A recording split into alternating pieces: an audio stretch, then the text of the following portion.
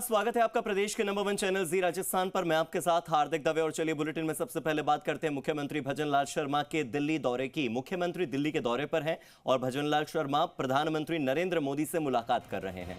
इस वक्त प्रधानमंत्री आवास पर मुख्यमंत्री भजनलाल शर्मा की नरेंद्र मोदी से मुलाकात हो रही है और मोदी से मुलाकात के करीब 1.5 घंटे से ज्यादा समय बीत चुके हैं।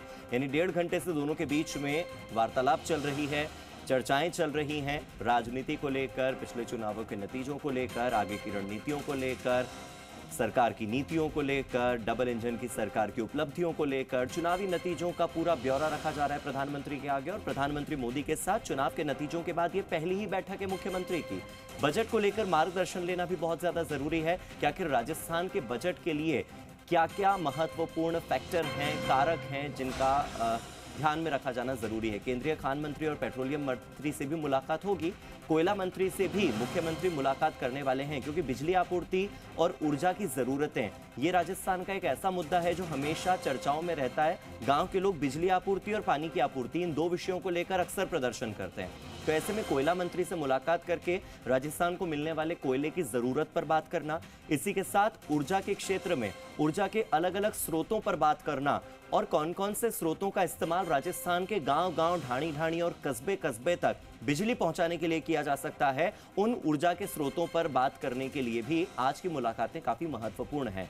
पेट्रोलियम मंत्री, केंद्रीय खान मंत्री, कोयला मंत्री से मुलाकात होगी। एसीएस शिखर अग्रवाल और अन्य अधिकारी भी मुख्यमंत्री के साथ हैं और संदेश नायक के साथ ही ओएसडी योगेश श्रीवास्तव भी दिल्ली में ही मौजूद हैं मुख्यमंत्री के साथ प्रधानमंत्री से मुलाकात के दौरान। मेरे सहयोगी निजाम मेरे साथ जुड़ गए, सीधे निजाम का ही रुख कर लेते हैं। निजाम, आपके पास क्या अपडेट है? बताया जा रहा है कि 1.5 घंटे से मुलाकात चल रही है। इसके बाद कौन कौन सी मुलाकातें हैं और वो राजस्थान की जरूरतों को पूरा करने के लिए कितनी महत्वपूर्ण मुलाकातें हैं?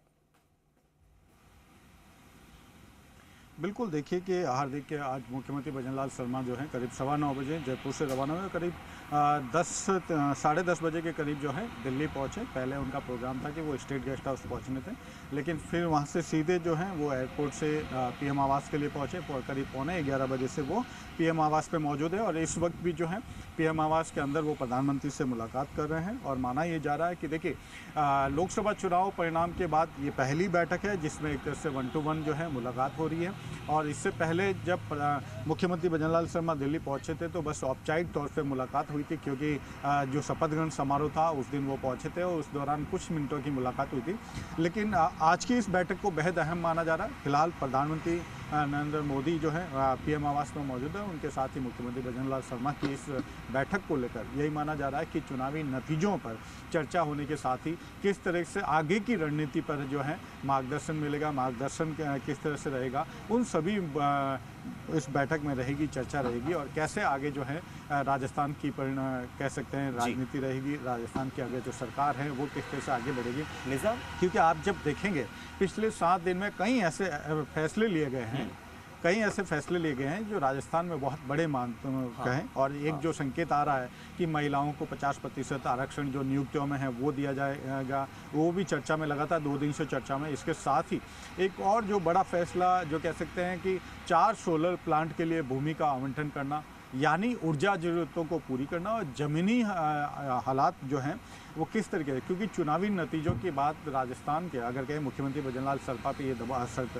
शर्मा पर ये दबाव बन जाता है कि आखिर ये नतीजे अनपेक्षित थे, क्योंकि 3 से 4 से 5 सीटों पर माना जा रहा था कि नुकसान होगा। लेकिन जिस तरह से 11 सीटें जो हैं बीजेपी ने खोई हैं राजस्थान में, तो उसका जवाब देना भी ज़रूरी हो जाता है कि किस तरह से निस्संदेह इस मामले में जो कह सकते हैं कि जवाब देना पड़ेगा उनको।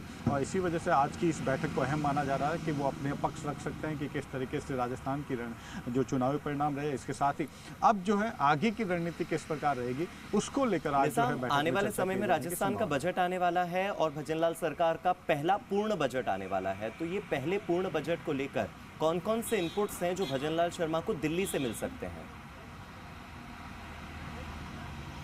देखिए बिल्कुल सबसे महत्वपूर्ण बात जो राजस्थान की आती है तो उसको सबसे ज़्यादा अपेक्षाएं जो होती है जल और इसके साथ ही ऊर्जा को लेकर होती है, लेकिन जी। ये जो दौरा है आज का वो पूरी तरह से ऊर्जा संसाधनों को लेकर है, चाहे वो पेट्रोलियम मंत्री से हो, पर्यावरण मंत्री से हो, इसके साथ ही कोयला और खान मंत्री से हो। ये बैठकें होगी आज, और चूंकि यहाँ से निकलने के बाद उसके बाद तय होगी कि किस तरह से वो बैठकें होती है। पहले ये माना जा रहा था कि ये सारी बैठकें जो हैं दोपहर बाद तय होगी और कल सुबह तक संभवतः जो है भजनलाल शर्मा रुक सकते हैं और इसके साथ ही अलग अलग तरीके से जब तक समय मिलता है वो बैठकें करेंगे। लेकिन सबसे ज़रूरी जो चीज़ है राजस्थान की वो ऊर्जा ज़रूरतों को लेकर है। पिछले साल भी हम लोगों ने देखा था कि किस तरीके से सर्दियों के वक्त जो है ज़्यादातर ऊर्जा संयंत्र जो है ठप पड़ने की स्थिति में पहुंच गए थे। ऐसे में अब पहले से ही इन चीज़ों पे काम करना होगा, चाहे वो अगर ऊर्जा की ज़रूरतों की बात करें, कोयला जिस तरीके से 7-7 दिन का कोयला रह गया था, कई जो ऊर्जा संयंत्र हैं उन लोगों को बाद में बंद करने पड़े, तो उसकी वजह से भी, और जिस तरह से अभी देखिए कि जो अभी गर्मी के दौरान हालात हुए हैं और जो कई जगह बिजली कटौती की गई, इसकी वजह से भी एक रोष देखने को मिला। तो इन सभी ज़रूरतों को पूरा करने के लिए ज़रूरी है कि इस बजट में बड़ा आवंटित किया जाए, क्योंकि पहला बजट है और ये बजट एक तरह से कह सकते हैं कि एक आगे का रोड मैप दिखाएगा कि भजनलाल सरकार आखिर किस तरीके से जो है अगले 5 साल निकाले। ठीक है, बहुत बहुत शुक्रिया मेरे साथ जुड़ने के लिए और इन तमाम